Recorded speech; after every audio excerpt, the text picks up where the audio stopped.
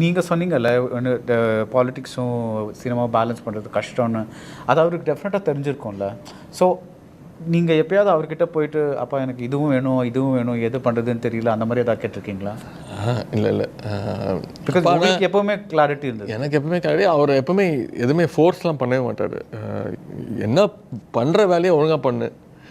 MLA ஆகிட்டியா ஒழுங்காக போய் தொகுதி வேலையை பாரு உங்ககிட்ட இவ்வளோ எதிர்பார்க்குறாங்க. இளைஞரணி யூத் விங் செக்ரட்டரியாக இருக்கையா அந்த வேலையை ஒழுங்காக பார்க்குறியா இல்லையா?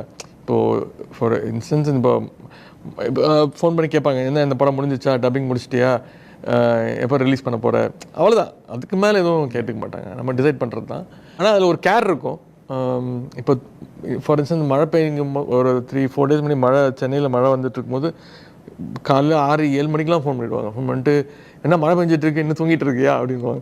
ஏன் என்னாச்சு, இல்லை தொகுதிக்கு போனியா இல்லையா அப்படின்னு கேட்பாங்க.